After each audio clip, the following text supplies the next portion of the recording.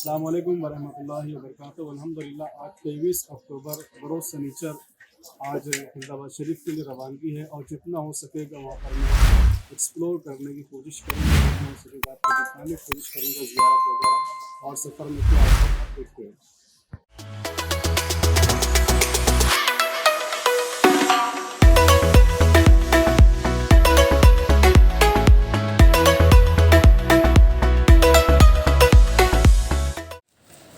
अल्हम्दुलिल्लाह फरीदाबाद शरीफ पहुंच चुके हैं और अब गाड़ी से निकलकर लाल हवेली की तरफ जा रहे हैं। लाल हवेली में यहाँ से फ़्रेश होने के बाद फिर ज़ियारत के लिए आगे चलते हैं और फिर आप लोगों को ज़ियारत करवाते हैं। देखिए अल्हम्दुलिल्लाह ये सुन्नी दावत इस्लामी का अदारा है फरीदाबाद शरीफ में, जिसे लाल हवेली भी कहते हैं।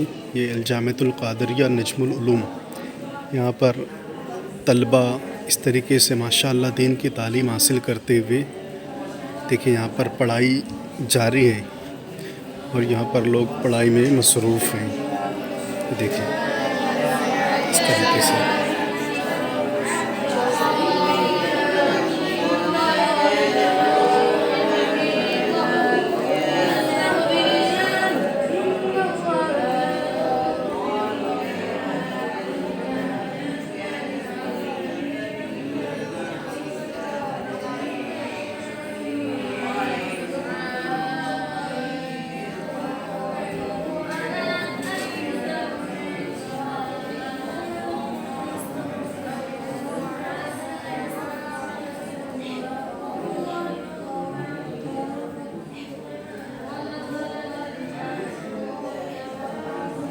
ये आस्ताना है हज़रत ख्वाजा मुंतजिबुद्दीन ज़रज़री ज़रबख्श दूल्हा का।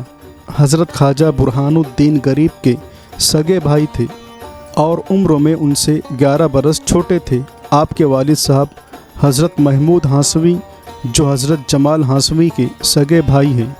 ये वही जमाल हासवी हैं जिनके नाम नामी से चिश्तिया ख़ानदान में जमाली सिलसिला चला।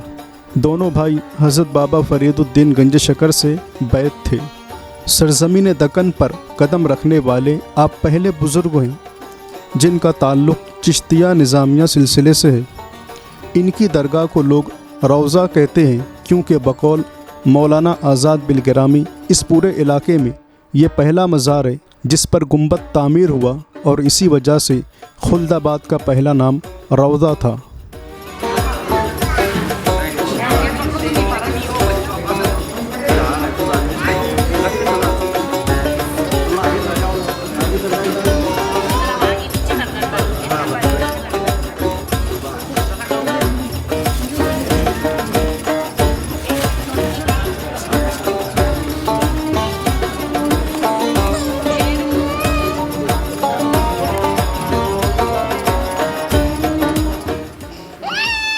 भाई बताएंगे ऐसा क्यों करते हैं?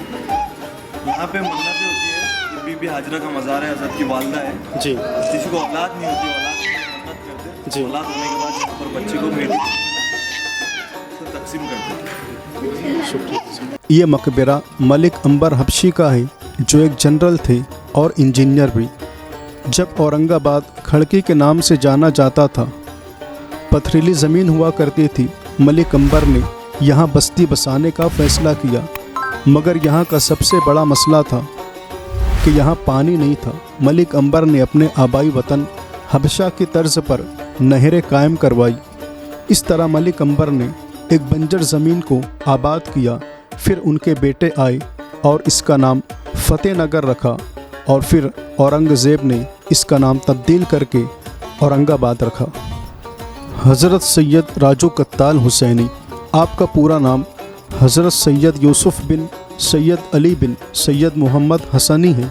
आपकी उर्फियत राजा थी और लक़ब कत्ताल, जो आपके जलाल और जज्बों की वजह से मिला था। आपने अपने अहलो अयाल के साथ 20 रमज़ान सन हिजरी 725 मुताबिक 1324 को दिल्ली से दौलताबाद हिजरत की और 4 माह की तवील सफ़र के बाद मुहर्रमुल हराम सन हिजरी 726 को यहाँ पहुँचे।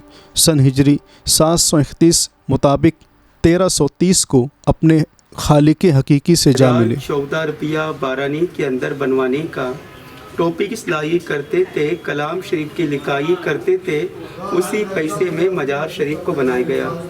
ये सामने लिखा हुआ अरबी में हुवल हय्युल क़य्यूम, इसका मतलब होता है कि रहने वाली जात अल्लाह की है। इन्होंने पहले कह दिए थे कि मेरा कुरान शरीफ लिखाई का 350 रुपया जमा है, अगर मुझसे कुछ लिखाई में गलती हो गई होंगी तो उस पैसा गरीब लोगों में तकसीम कर देना, अल्लाह मुझे माफ़ कर देगा। अस्सलामु अलैकुम वरहमतुल्लाहि वबरकातुहू। अल्हम्दुलिल्लाह, ये जो मज़ार शरीफ है ये हज़रत सुल्तान औरंगज़ेब आलमगीर रहमतुल्लाहि ताला अलैह का ये आस्ताना है और ये मज़ार शरीफ हज़रत सुल्तान औरंगज़ेब आलमगीर रहमतुल्लाहि अलैह की है। आपकी बहुत सारी खुसूसियात है, बहुत सारी फजीलतें हैं और बहुत सारे आपके ऐसे कारनामे हैं जिससे आज तारीख़ से नापैद और मिटाने की नापाक साजिश और कोशिश की जा रही है और उनकी शख्सियत को तोड़ मरोड़ कर और बड़ी गलत छवि के साथ दुनिया के सामने पेश किया जा रहा है। कभी किसी सीरियल के ज़रिए, कभी किसी वेब सीरीज़ के ज़रिए, कभी किसी फ़िल्म के ज़रिए उनकी शख्सियत को मजरू और मस्ख करने की नापाक कोशिश की जा रही है। लेकिन पता होना चाहिए कि आप एक अज़ीम आलिम दीन थे। अरबी, हिंदी, उर्दू, फ़ारसी और ईरानी ज़ुबान पर आपको उबूर हासिल था। आप हाफिज़ कुरान थे, आलिम दीन थे और ये आपका अज़ीम कारनामा है कि आपने अपने दरबार में 500 उलमा को मुंतखब किया, सिर्फ़ इसलिए कि दीन के मसाइल को और दीन की वो सारी बातें जिससे उम्मत को रहनुमाई हासिल हो और वो उससे मसाइल अख़ज़ कर सके। तो 500 उलमा को आपने इकट्ठा करके जमा करके फ़तावे आलमगीरी मुरतब कराई, जो आज आपको अक्सर लाइब्रेरियों में और दारुल क़ज़ा में नज़र आ जाएगी। यह आपका अज़ीम कारनामा है जो आपकी रहनुमाई में और आपकी वजह से तरतीब पाया फ़तावा आलमगीरी। आज बहुत सारे इल्ज़ामात हज़रत सुल्तान औरंगज़ेब आलमगीर रहमतुल्लाह अलैह पर लगाए जाते हैं कि वो हिंदुओं को मारा करते थे, उनको सताया करते थे, उनको तकलीफ़ दिया करते थे और उनकी इबादत गाहों को, उनके मंदिरों को ढा दिया करते थे। लेकिन तारीख़ इस बात पर शाहिद है कि बालाजी का मंदिर है, उन्होंने तामीर करवाया और बहुत सारे जागीर आपने इन मंदिरों के लिए रवाना की। बालाजी का मंदिर है और काशी विश्वनाथ मंदिर है और भी दीगर बहुत सारे बड़े जो मंदिर है उसमें आपने जागीर फराहम की है और वहाँ से आप उनके लिए वज़ाइफ मुकर्रर किए थे। और ये आप पर एक भद्दा इल्ज़ाम है कि काशी विश्वनाथ मंदिर को आपने ढा दिया था। लोग सिर्फ इतना कहते हैं कि उसे आपने तोड़वा दिया था, मिसमार करवा दिया था, लेकिन इसके पीछे का जो पस मंज़र है, इसका जो बैकग्राउंड है, लोगों को वो भी पता होना चाहिए। हुआ ये था कि 8 महारानियाँ काशी विश्वनाथ मंदिर की यात्रा के लिए और वहाँ पर पूजा पाठ के लिए जाती है। तो हुआ ये कि जब वो वापस पलटी तो गई थी 8 महारानियाँ और वापस आई तो सिर्फ 7 थी। एक रानी की जब तलाश शुरू की गई, उसे तलाश किया गया कि ये कहाँ गई, तो वो न मिली। बड़ी जांच पड़ताल के बाद, बड़ा तलाश करने के बाद वो मंदिर के तय खाने में मुर्दा हालत में पाई गई। जब उसका जायज़ा लिया गया, उसे जब देखा गया तो क्या देखा गया कि उसके ज़ेवरात भी, वहाँ का जो महंत था, वहाँ का जो पंडित था, जो पुजारी था, उसके सारे गहने ज़ेवरात लूट लेता है और उसका बलात्कार करता है, उसकी इज़्ज़त लूटता है। और जब इस हालत में महारानी को वहाँ से निकाला गया तो सुल्तान औरंगज़ेब आलमगीर रहमतुल्लाह अलैह की बारगाह में आकर जब उन महाराजाओं ने शिकायत की कि हमें इंसाफ मिलना चाहिए, या हमारे साथ क्या हो गया, तो सुल्तान आलमगीर औरंगज़ेब रहमतुल्लाह अलैह ने कुछ लोगों को रवाना किया कि जाओ उसे गिरफ़्तार करके उसे पकड़कर दरबार में लाओ। जब वो लोग गए तो वहाँ जो पंडित के जो हामी थे, उसके जो हमनवा थे, उन्हें मार कर और धमकी देकर वहाँ से भगा देते। उसके बाद सुल्तान आलमगीर औरंगज़ेब रहमतुल्लाह अलैह ने कुछ मज़बूत लोगों को और ज़्यादा तादाद में लोगों को भेजा।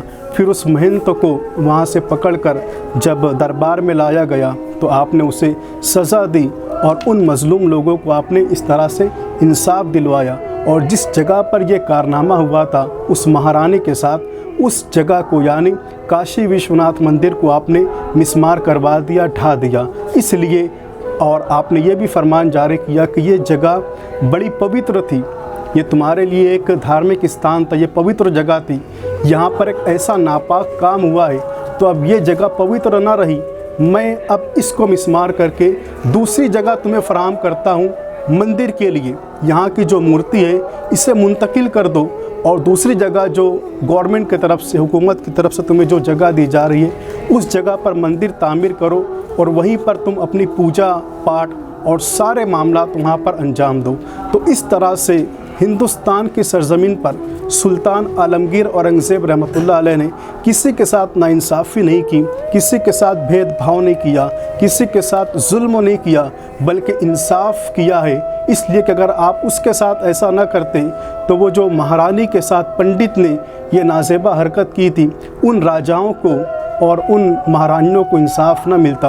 ये इंसाफ की एक अजीम मिसाल सुल्तान आलमगीर औरंगज़ेब रहमतुल्लाह अलैह ने हिंदुस्तान के सरज़मीन पर कायम की थी। यह आपका एक अजीम कारनामा है और अलग अलग मंदिरों में अलग अलग पुजारियों के लिए हुकूमत की जानिब से आपने वजीफ़े मुकर्रर करवाए थे।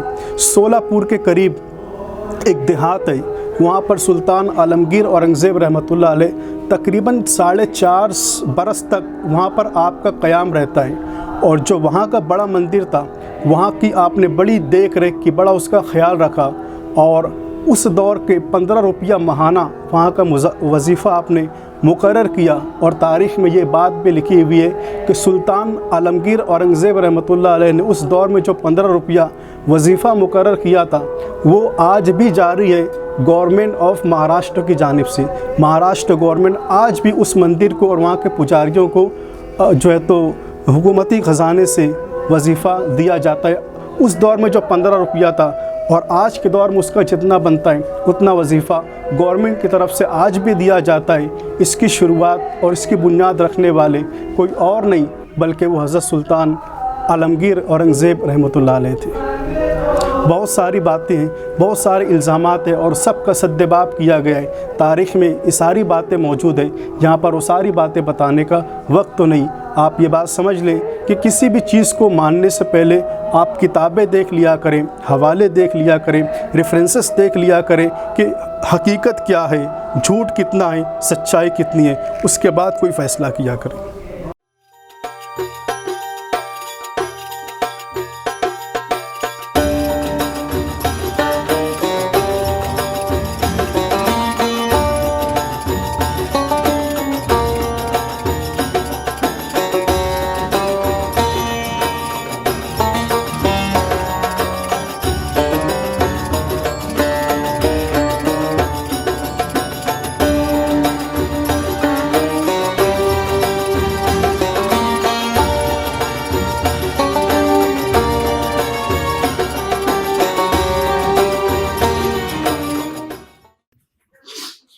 इसके अंदर में हजरत मोहम्मद मुस्तफ़ा सल्लल्लाहु अलैहि वसल्लम का पैरहन मुबारक है। ये पैरहन शरीफ वो है जो आप सल्लल्लाहु अलैहि वसल्लम को शब मेराज हुई थी, अर्श आज़म पर ये अल्लाह ताला से सरकार को तोहफा अता हुआ था। ये लिबास इस दुनिया में कैसे आया, ये दोनों आइनों में इसकी सनद है। ये फारसी में है, इसका हिंदी में, इंग्लिश में, उर्दू में तर्जुमा किया गया है। आप सल्लल्लाहु अलैहि वसल्लम के बाद में ये पोशाक हज़रत अली को अता हुआ, आपने अपने मुरीद ख्वाजा हसन बसरी को अता किया। ऐसे ही ये सिलसिला बसिलसिला होते हुए हिंदुस्तान में जब आया तो ख्वाजा मुहीनुद्दीन चिश्ती रहमतुल्लाह अलैह को 17वें नंबर पे अता हुआ। 18वें नंबर पे इन्होंने अपने मुरीद ख्वाजा खुतबुद्दीन बख्तियार काकी को अता किया। 19वें नंबर पे इन्होंने अपने मुरीद बाबा फरीदुद्दीन गंज शकर रहमतुल्लाह अलैह को अता किया। 20वें नंबर पे इन्होंने अपने मुरीद ख्वाजा निजामुद्दीन औलिया महबूब इलाही को अता किया। और महबूब इलाही ने सामने का एक दरगाह है, रोड के उस पार 21वें ख्वाजा बुरहानुद्दीन औलिया को आपने अता किया। ये बुजुर्ग के पीर मुर्शद उन्होंने ये बुजुर्ग का नाम है खुलासा आले तहा व यासीन खत्मुल मशाइख हजरत ख्वाजा मखदूम सैयद ज़ैनुद्दीन मौलाना दाऊद बिन हुसैन शिराजी चिश्ती उर्फ 22 ख्वाजा।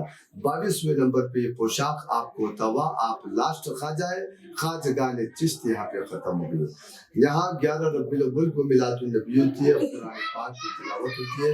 रब्बिल अव्वल की 12 तारीख में हमारे ट्रस्टी लोग अंदर से पोशाक फजर की नमाज के बाद में निकाल के ये कांच के बॉक्स के अंदर दीदार के लिए रखा जाता है।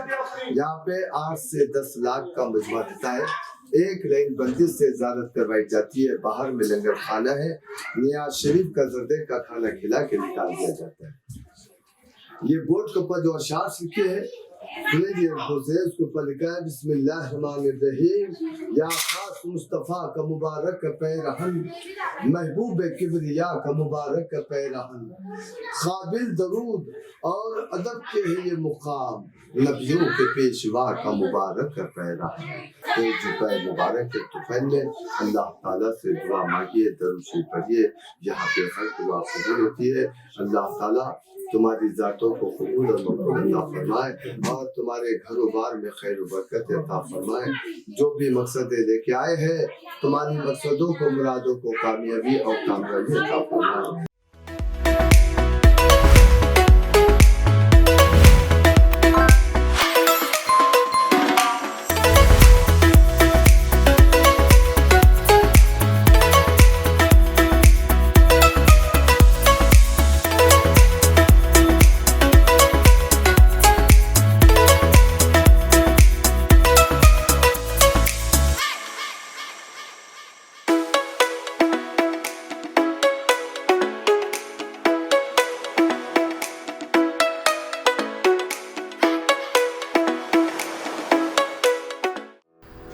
खुल्दाबाद शरीफ से औरंगाबाद जाते हुए रास्ते में सब्ज़पोश नीम दायरी पहाड़ियाँ नज़र आती हैं। इसके बीचों बीच एक हसीन सफ़ेद गुंबद और मस्जिद के मीनार पर जाने वाले को अपनी तरफ मुतवज्जा करते हैं और अक्सर दौलताबाद के ज़ायरीन खुल्दाबाद जाते हुए इधर ज़रूर मुड़ जाते हैं। ये पुरकशिश और पुरवकार दरगाह हज़रत मोमिन आरिफ बाकी बिल्ला की है, जिनका ताल्लुक़ सहरवर्दिया सिलसिले से है और जो अलाउद्दीन खिलजी के हमलों के वक्त तो यहाँ तशरीफ़ लाए थे।